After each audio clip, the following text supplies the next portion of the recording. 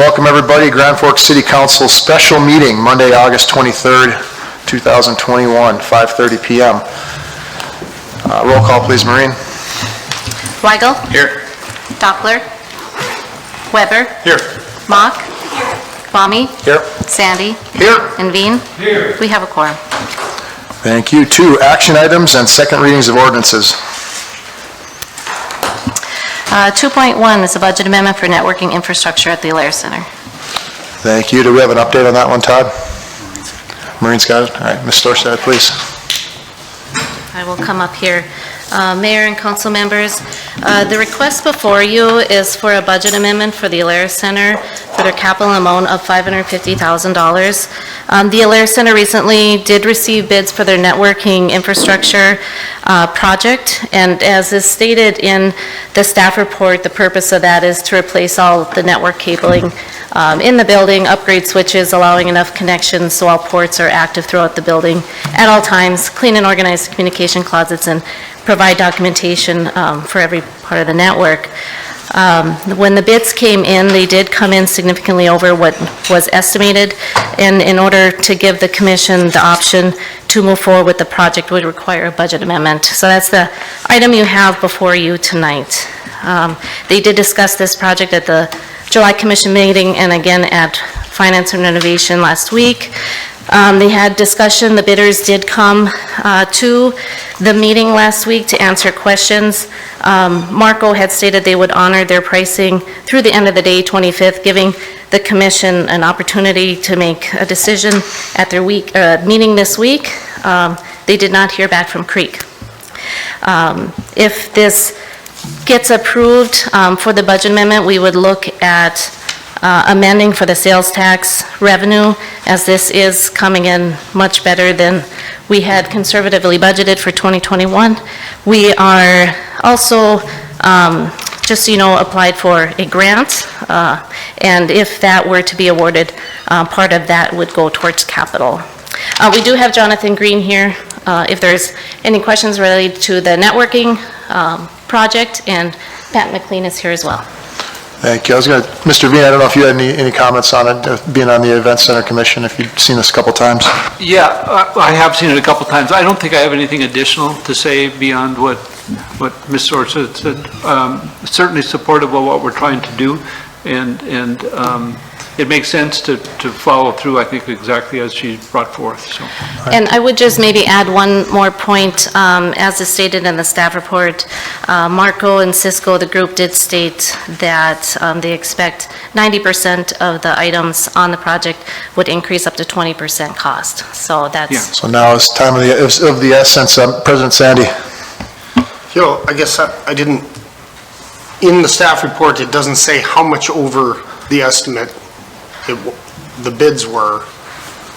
And so it's roughly the 550,000. It is the 550,000. Yeah. So I'm all for getting it done, but does it have to be done today? If we wait next year, prices might come down. I don't know. Council President Sandy, if I could answer that. I think the discussion, we did have that discussion with Cisco, was the vendor on both of these bids, is that they anticipate significant increases next year. And so, and it was it's one of those projects, if we don't do it this year, we're going to do it next year. So it's not like it's an either or, we're going to do it. So it seemed like this is the time to do it. We're going to get the best bid I would say the estimates, like a lot of estimates, the estimate was just plain off. So I think I wouldn't rely upon that, I think the bids that we received are so close, so that's reality, and both of those are really, really close to one another. So I think the thought was, if we get the budget amendment today, the commission can determine if they want to move forward on Wednesday. And so why we have it on tonight, it kind of really worked out well, fortuitously, is at least we've moved the money into their account, so if they do make a final determination this year, that they're able to move forward with that. So that's the urgency. They've kind of debated, I suspect on Wednesday morning they'll debate it one last time. Thank you, Mr. Pino. President Sandy, anything else? No, thank you. I think we've been at this point before, some other projects on a generator and at Public Works. So, Councilmember Weigel. I'll move approval. Got a motion approved. Do we have a second? Second from Mr. Weber. Any further discussion on the item? Seeing none, all those in favor signify by saying aye. Aye. Opposed, same sign. Motion carries. Thank Thank you.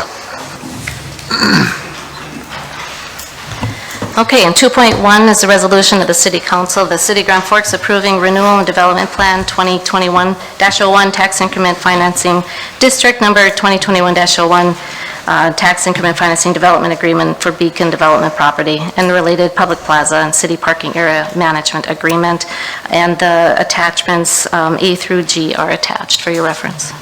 Thank you, Mr. Phelan. I'm going to just start quickly and just want to thank the developer for all the work they've done on that, and thank staff. I know we probably got about 1,000 hours in on this project. This is the first of the 4 TIFs that we approved over the winter. It's probably the most complicated of the 4, but I think it's probably got the best public good coming back. And it's probably getting more scrutiny because it's the first, and we got to make sure we get this one done right. So I appreciate everyone's patience, and hopefully we'll come to a conclusion, at least on this part, this portion tonight. So, go ahead, Mr. Phelan. Mayor Baczynski, I have a few slides, visuals, if you mind hitting the lights. And you're right, I think tonight we're actually approving the development agreement that was really put in place when all the taxing entities, including the City of Grand Forks, approved this as an 80% tax exemption, 20% that's going to go to all the taxing entities. And really the difference in this one, it's a TIF revenue bond, in Grand Forks in modern history has not sold a revenue bond of this sort. So it's a different, you're used to approving tax exemptions. So, you know, a portion of the taxes are exempted for a certain amount of time. And the remaining 3 that we approved over the winter were all tax exemptions and generally in the form of a payment in lieu of taxes, okay? So in this case, this is different, that 80% is going towards this public event space. And so when the developer came here, they wanted to build these 3 7-story buildings with the public event space that would be an amenity to the community, and that's where the 80% was going to go towards, which was unique. Otherwise, on all the other projects, how we argued is it's great for development, it's going to bring economic activity.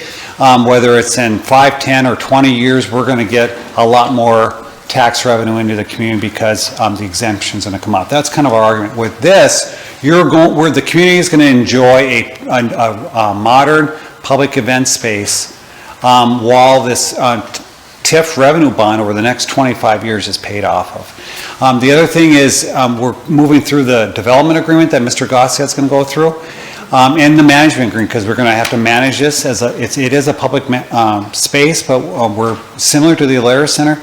We're proposing a third party manage the facility with an advisory board that's going to be made up of local government entities from the city to the school to the parks, along with some other appointed folks to run this day-to-day, just to make sure that we're all collaborating, working across the way.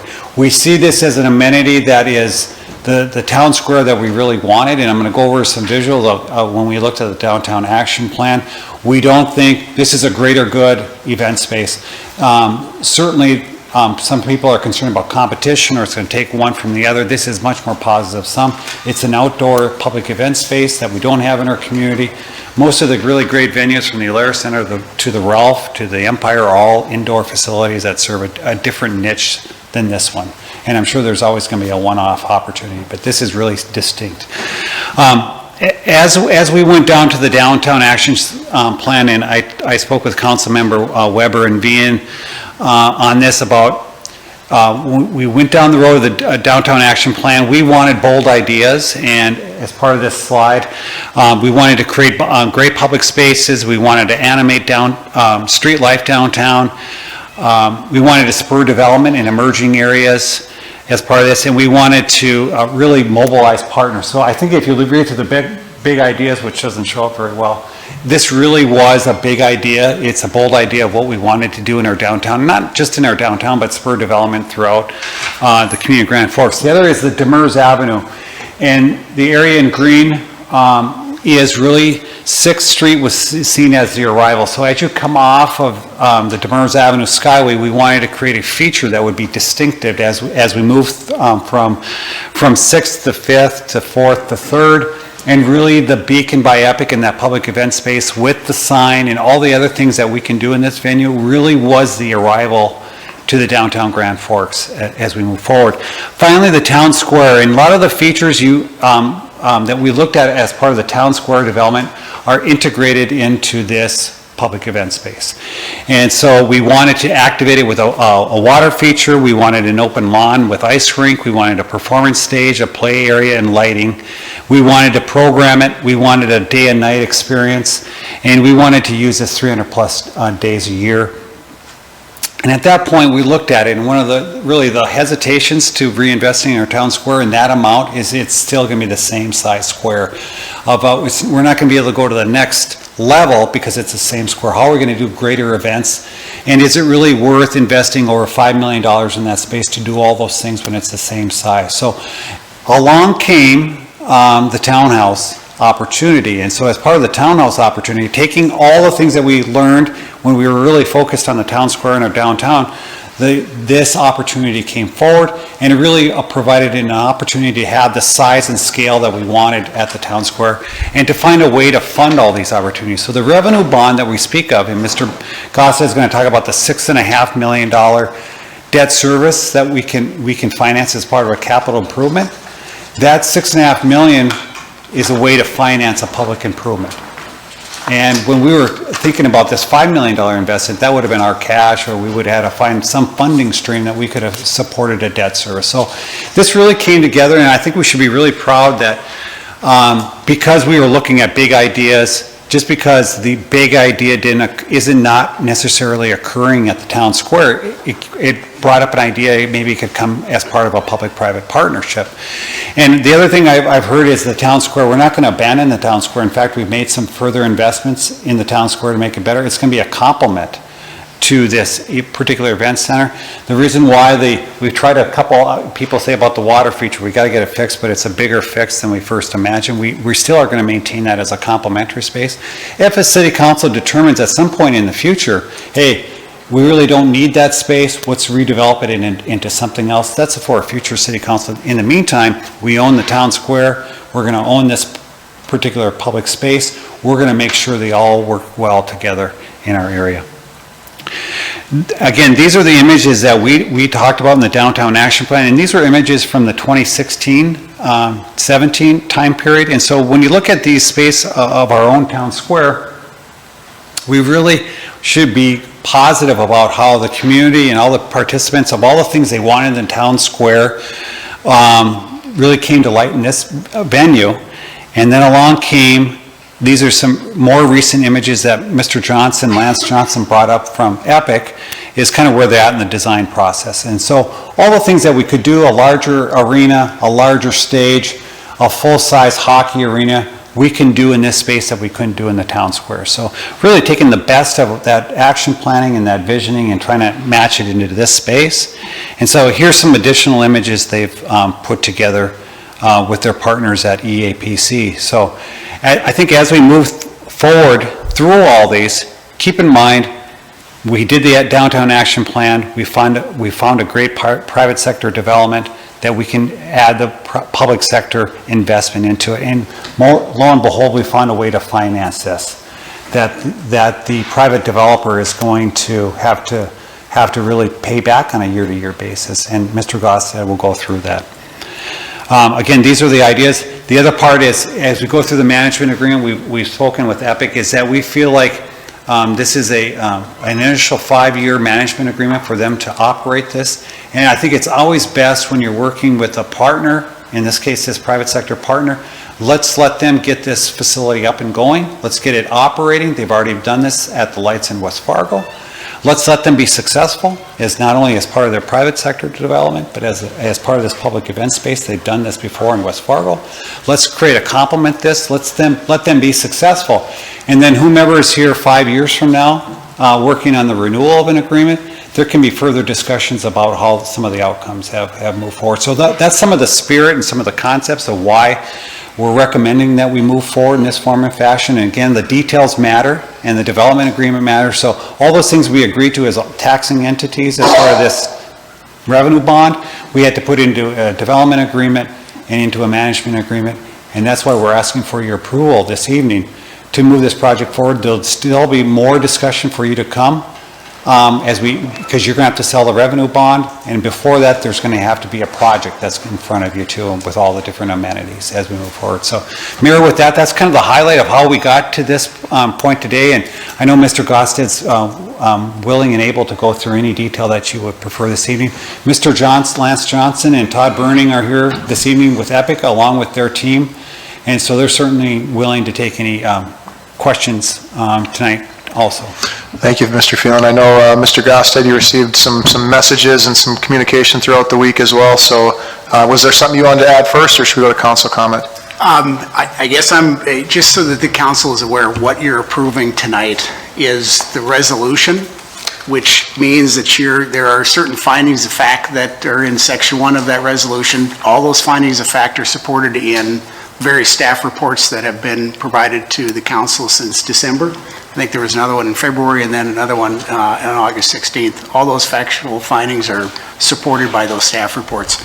You're also then approving by this resolution the development plan itself, which is a very topside plan. It doesn't get you it doesn't drill it down in all of the minutia of the details, but sufficient to what the plan is going to be as far as the development is concerned. That development plan has to be provided to the North Dakota Department of Commerce for filing with respect to the TIF. Then you're also approving to create this property, which is at, I can't remember the address, 700 First Avenue North, 701, to include that within the TIF district, the Tax Increment Financing District. And then finally, which is where most of the questions are coming from, is to approve the development agreement itself. And because the management agreement is part of the development agreement, you would be approving that as well. So by approving the development agreement, you will also be approving the management agreement. I've gone through the TIF, the development agreement back in July in sufficient detail.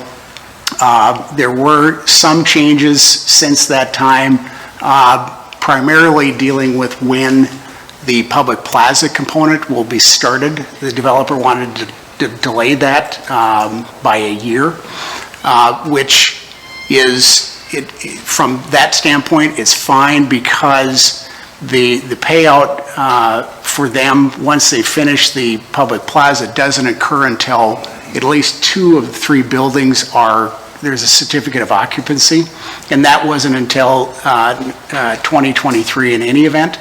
So it made it actually copacetic with respect to the timing of when the public plaza is done and when those 2 buildings are completed.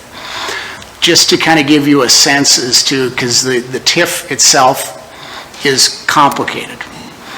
You have to think of it in terms of, right now this property is worth $2 million. Once they've completed, it's not the public plaza that creates the value, because that's going to be tax exempt, that's going to be owned by the city. It's going to be those 3 buildings where the value is going to be, and it's anticipated based upon some review by the city assessor's office, that it's going to be about a $39 million value. That's the target. So the tax increment financing is the delta between that the $39 million amount and the current $2 million value, or $37 million. The exemption is going to be, you apply 80% to that $37 million, and that's what's going to be subject to that tax increment financing. And so you'd apply that 80%, whatever the value is, and I think we gave an example in the staff report. But whatever you essentially apply the mill rate on that 80% of $37 million, and that produces revenue. That is going to be assessed to the 3 taxable buildings and the owners within those buildings. They'll effectively be paying the tax, except that 80% of it will be designated to service the bond that will be issued. Because during the interim period of time, the developer is going to be covering the cost for the public plaza construction. Once the public plaza is completed and 2 out of the 3 buildings are done, that's when the city would be issuing the bond, and we'd be paying them 2/3 of the amount we owe them under the development agreement at that point. The remaining 1/3 would not be distributed to the developer until that third building is constructed, so that we have all 3 buildings built before we pay out the entire amount for the public plaza. So once we pay that 2/3, we will own the public plaza, the city will. It will have to manage it. The tax increments will be coming in on an annual basis for the course of the 25-year period of time to service that bond. You'll notice in the development agreement, there is not a precise dollar amount, purchase price for that public plaza. That's intentional because right now the plans are still being developed, trying to figure out exactly all of the amenities that would be included within the public plaza. So the way it sets up is that the amount that we're going to pay them is going to be the lower of 2 numbers. The lower of the actual amount that was paid to construct the public plaza, or the maximum amount of the bond that the tax increments can service.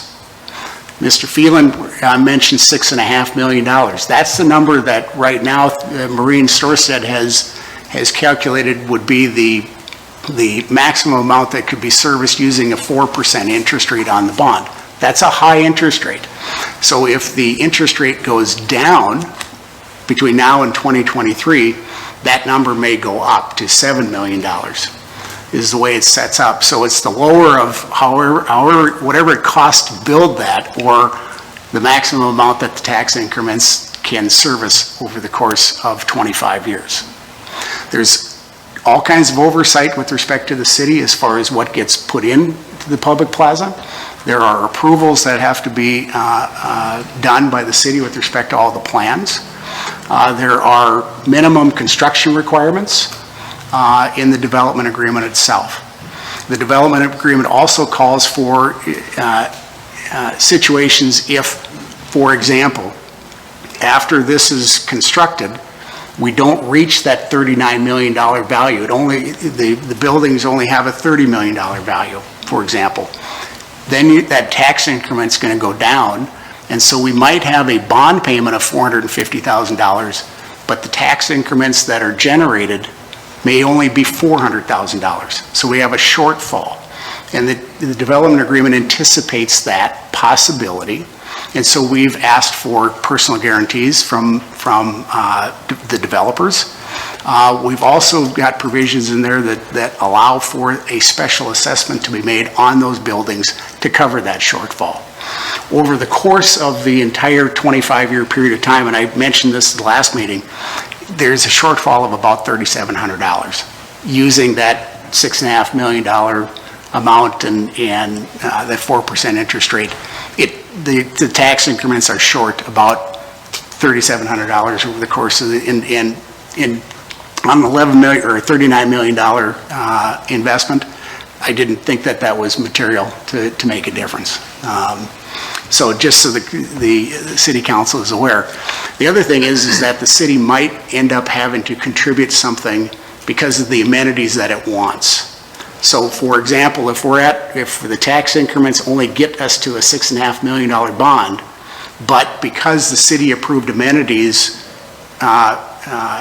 caused the public plaza to cost $7.5 million, we might have to contribute that delta, that $1 million delta, because the development agreement only allows me to cut them a check for $6.5 million, right? Because that's how much we can service with the tax increments. All right? That's a brief summary of the development agreement. I tried to do it, and if you have any questions about that, I would be more than happy to answer any questions, unless you want me to go right into the management agreement as well.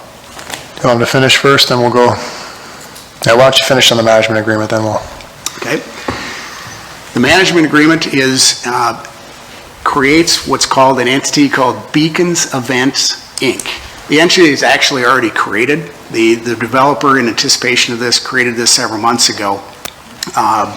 And what it calls for is for that entity to be a nonprofit corporation, and there'd be a 9-member board of directors, 3 of whom would be appointed by the city, 3 of whom would be appointed by the school board, 2 by the park district, And if my math is right, that gets me to 8. The 9th board member would be appointed by the developer. That entity is in charge of running the public plaza. It would more than likely, unless city council members or those that are appointed on the board of directors want to get involved in the management of the day-to-day operation, it would hire employees. I would anticipate hiring the Epic folks, either through a contract to run the day-to-day operations of the public plaza, finding events and things like that to occur. However, under the management agreement, the city has oversight on approving the annual budget of this entity.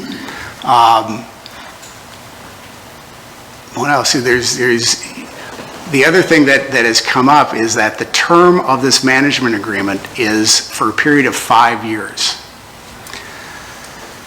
Except that it won't become effective until we actually own the public plaza. So that's anticipated to be in 2023. So the real term of this agreement for the initial time period is about a 3-year window.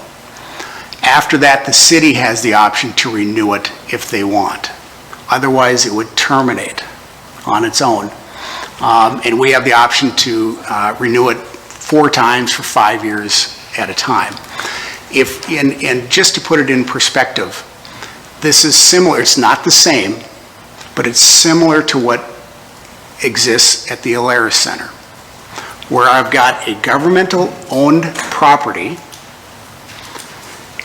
hiring a non-governmental body to manage government-owned property.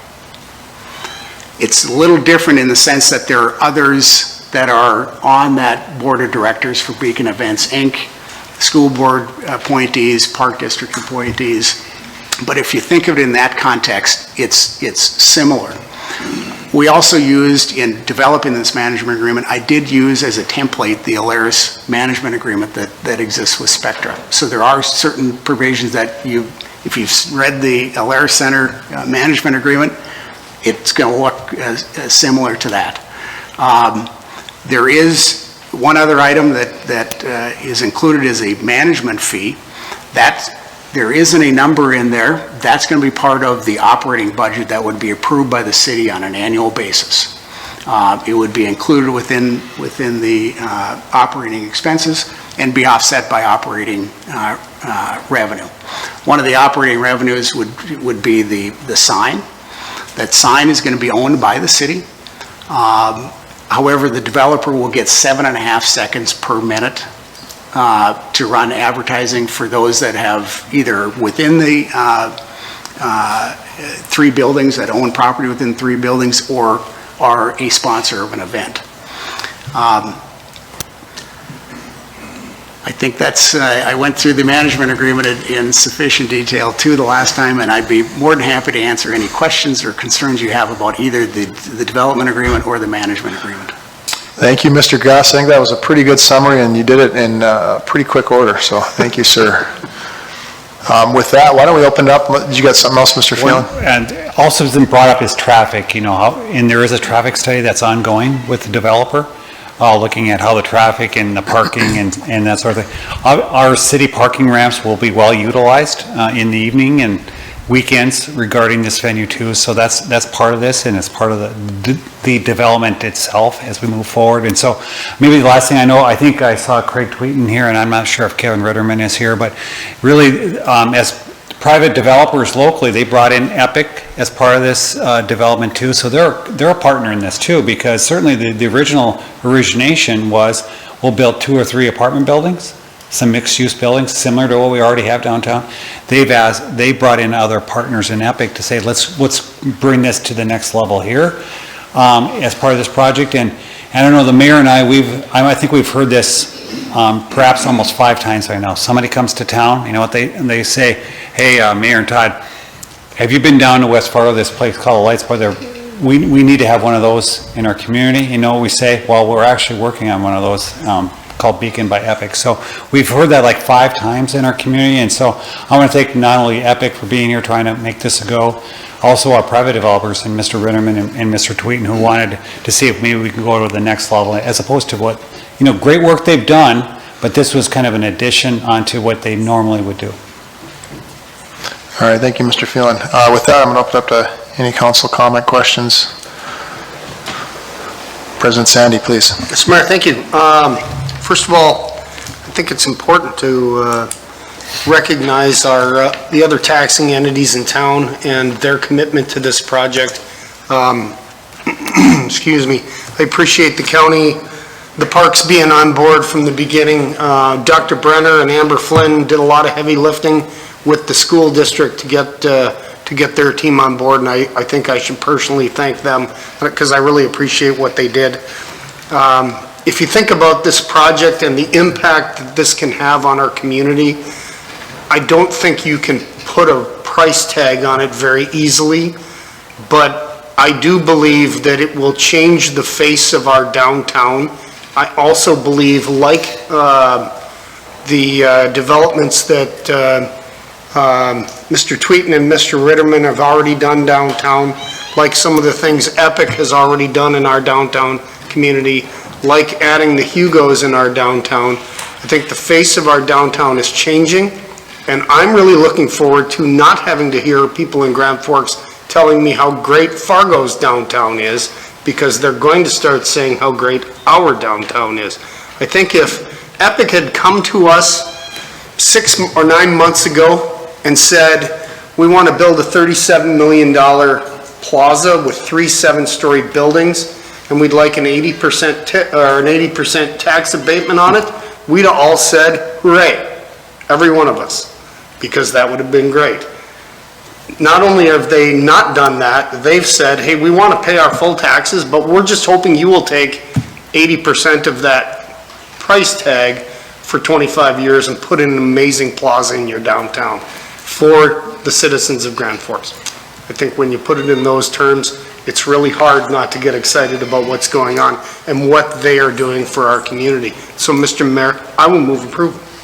Thank you, President Sandy. We have a second? I'd like to second that. Got a second from Mr. Weber. I'll open up to further discussion. Yep, Ms. Mock, please. So we use the bond for 25 years to help pay for this initial investment, and then the city owns it. I think as part, so then we own that asset, and I think it was spelled out in the management agreement that we're responsible for any improvements or maintenance over $25,000 moving forward. So how do we as a city then, going into the future, how do we set aside money for that management, those maintenance, any improvements that would come as we go forward? There is under the development agreement, there is a CAM that's charged at $1, and it's right now, the initial amount is at $1.50 per commercial space that's either owned or rented. Okay. As I understand, the amount of commercial space after all the 3 buildings are completed, that would generate about a $45,000 per year amount for maintenance obligations of the city. So do we start doing that as soon as those buildings are constructed? So would that happen before the 25 years is up to help build that pool for that maintenance? Correct. Okay. So we're set up versus Town Square, we never really had a set revenue source for maintenance and things like that. So when we were talking about the improvements, we were talking about having to find that money for that project. Is that? Council Vice President Mock, I think you're correct. Really, we do day-to-day maintenance at the town square, and then we've kind of held, it's 20-plus years, and now we have a larger investment. So I think this really is an economic development driver for our community, and so we will probably have to start setting aside capital renewal funds for, significant replacements, whether it's sound system or stage or maintaining things. So I think part of that advisory group will have to start considering how to operate this day to day and what money should be set aside. And then ultimately the city council will approve the budget, the mayor's budget that will have this as one of the investments we have to make as a community. And so we'll be setting aside a capital replacement fund. And so we don't want to obviously wait till 20 years and then we have, rather large investments that we need to make to modernize this facility. And so then, when we're talking about it,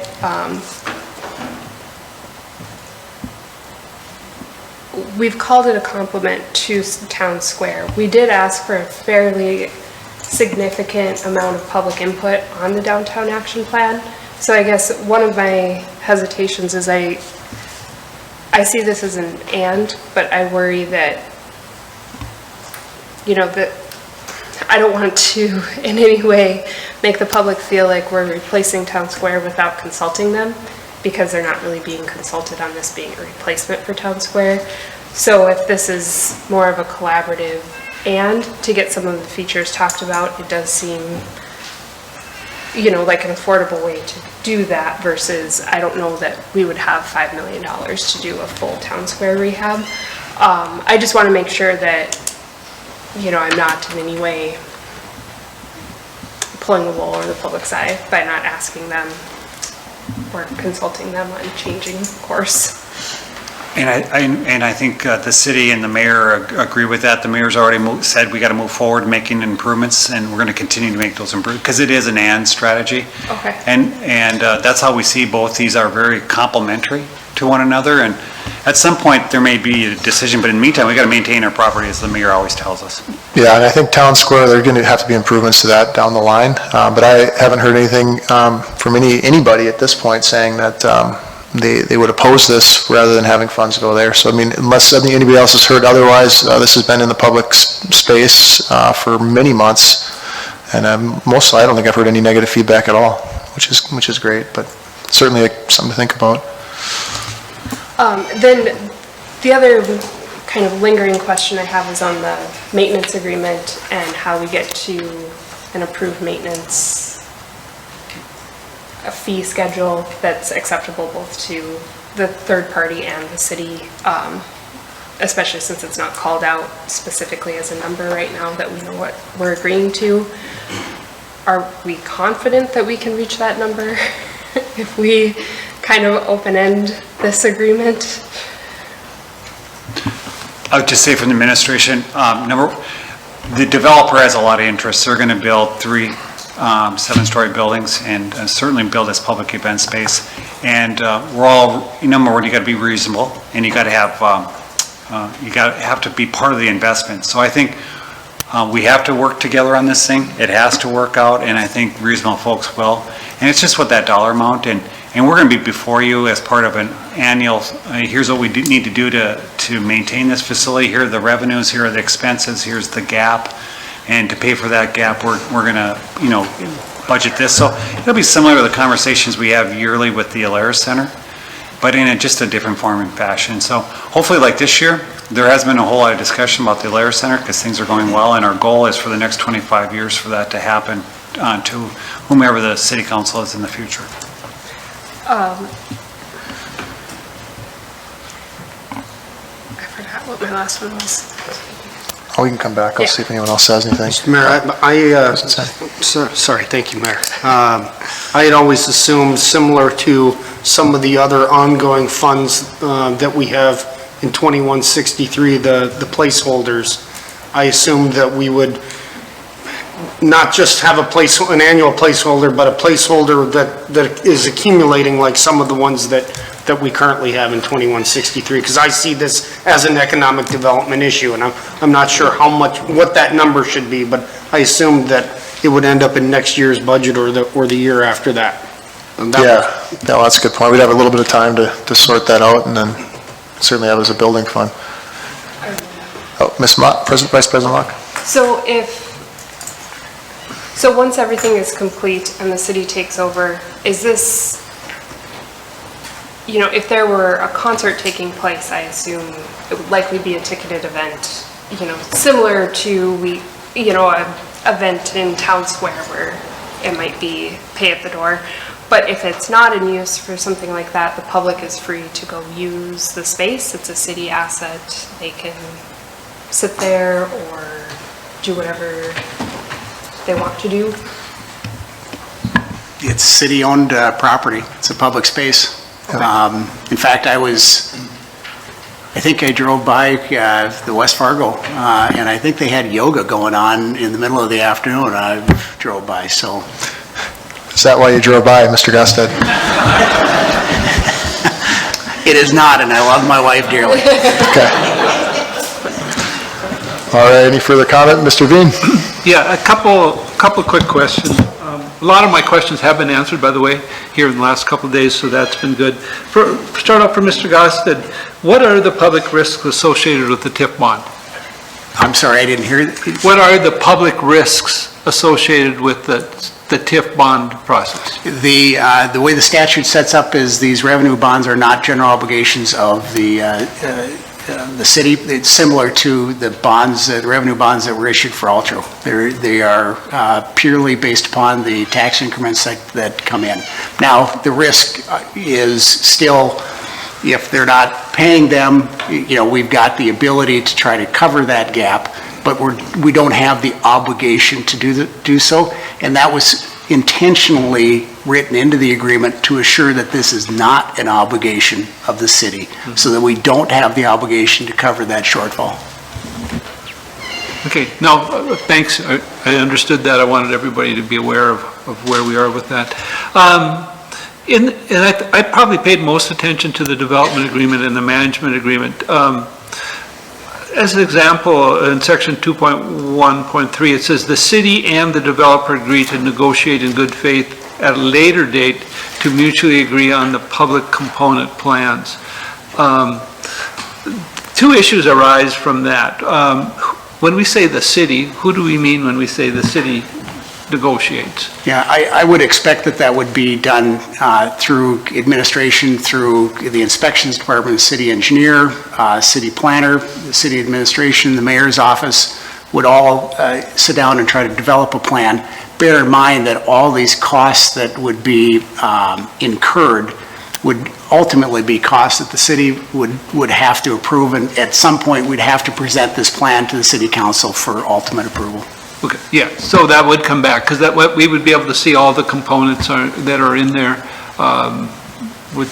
which would be great to understand. Correct, and I failed to mention this in my brief presentation today, but the bond still has to come back to the city council for approval, and also there are a number of conditions that are in play before any money gets paid to the developer, some of which are to comply with the terms of the development agreement.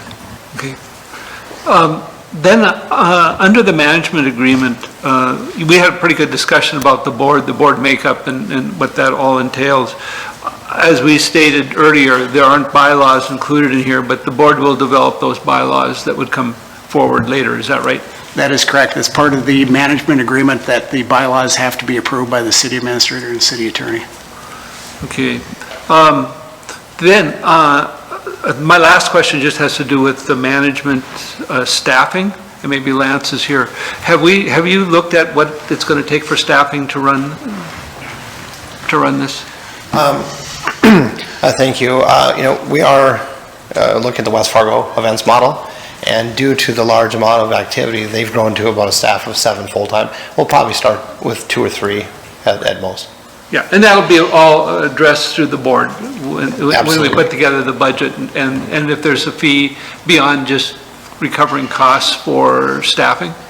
Yes, yep. And the budget process will be based on a lot of the wants by the city and the board to see, what level of activity do they want to continue at the plaza. Okay. And I think most of my questions are answered. So. Thank you, Mr. Veen. Mr. Weber? Thank you, Mayor. Just a quick reminder, this was on last week's agenda for the City Council. This is a big deal. It's a complex deal for us as council members, and so I requested that it be brought back so that we'd have a little more time to look at it. And thank you, Mr. Gaustad, thank you, Todd, and thank you, Mayor, for your patience and all the time over this last week answering all of our questions. For many years, I've heard people wondering what's going to happen with Townhouse. How are we going to change that, improve that? And there's also been a similar conversation about what can we do so when you come over the viaduct and you're entering our downtown, so that you know that you're in the downtown area. And this development offers answers to both of those longstanding questions. This is what we've been dreaming of for Town Square since the start of the visioning process for the whole downtown. And Town Square was always seen as central to that. But this gives us so much more opportunity. This is Town Square squared, or even cubed with the three buildings around it.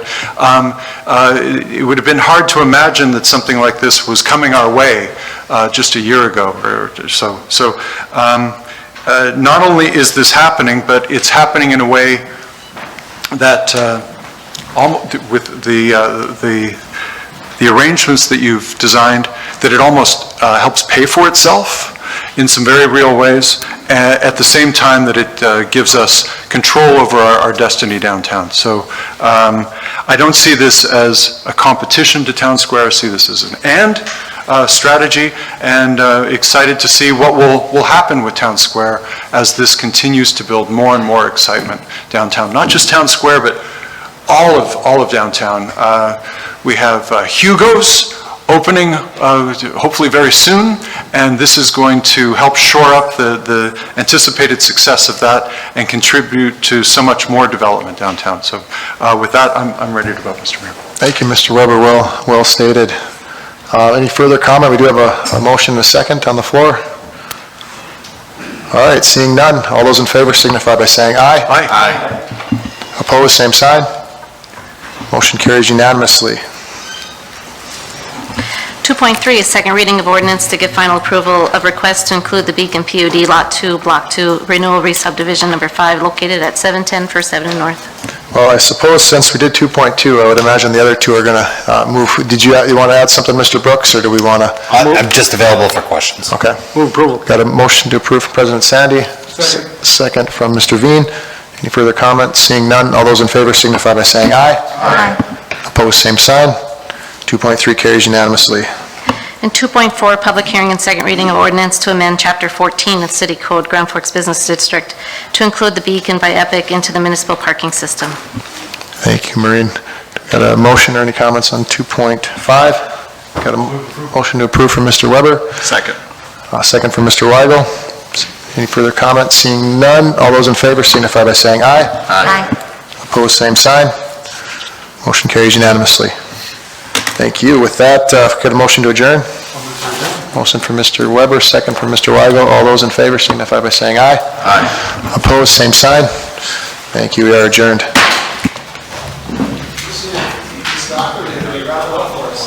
Thank you, guys. Appreciate it.